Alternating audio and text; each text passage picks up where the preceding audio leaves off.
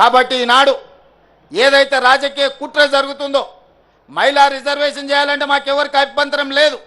543లో 33%, 181 సీట్లు ఎల్లుండి పొద్దున్నే మహిళలకు పార్లమెంట్లో రిజర్వేషన్ ఇయ్యండి. అది అమలైన మళ్ళీ తెల్లారే 119 సీట్లున్న తెలంగాణలో 40 సీట్లకు ఆడబిడ్డలకు తెల్లారే అసెంబ్లీలో బిల్లు పాస్ చేసి మీ అందరికి ఆడబిడ్డలకు సీట్లు ఇచ్చే బాధ్యత నాది. చెప్పిన మాట మీద నిలబడే ప్రభుత్వం ఈనాడు ఉంది. వర్గీకరణ చేస్తామని చెప్పినాం కదా, ఈ దేశంలో ఒక్కడైనా చేసిండా? వర్గీకరణ చేసి చూపించిన రాష్ట్రం తెలంగాణ రాష్ట్రం కాదా? ఈ వేదిక మీద మిత్రులు లేరా? మీకు అందరూ చూడలేదా? కులగణన చేస్తామని చెప్పినాం కదా. జనగణనతో పాటు భారతదేశంలో ఏకైక రాష్ట్రం తెలంగాణ రాష్ట్రం. జనగణనలో కులగణన చేసినాం. సజీవ సాక్షి పొన్నం ప్రభాకర్ గారు దీనికి బాధ్యత వహించిన మంత్రి ఇక్కడ లేడా? వర్గీకరణ జటిలమైంది అన్ని రాష్ట్రాలలో.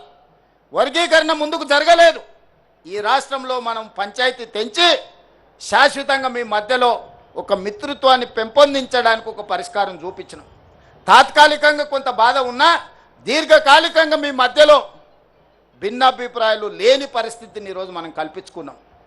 జనగణనలో కూడా కులగణన చేసి బలహీన వర్గాల లెక్క తేల్చిన ఇవాళ 56.33% తెలంగాణ రాష్ట్రంలో బలహీన వర్గాలు నేను లెక్క తేల్చిన ఏకైక రాష్ట్రం తెలంగాణ రాష్ట్రం.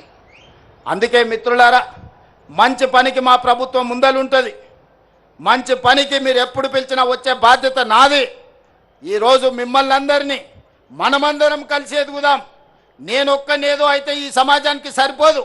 నాతో పాటు మీరందరూ సమానంగా, నాకో పక్కన లక్ష్మణ్, ఇంకో పక్కన సీతక్క, ఇంకో పక్కన కవంపల్లి సత్యనారాయణ, ఆ పక్కన అద్దంకి దయాకర్ కూర్చున్నప్పుడే నాకు గౌరవం పెరుగుతుంది, ఆ కుర్చీకి గౌరవం పెరుగుతుంది. సమాజంలో మీకందరికీ నమ్మకం, విశ్వాసం వస్తుంది ఈ ప్రభుత్వాల మీద.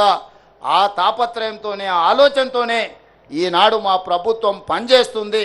ఈ ప్రభుత్వం మీది. మీ ప్రభుత్వాన్ని కాపాడుకునే బాధ్యత కూడా మీదే.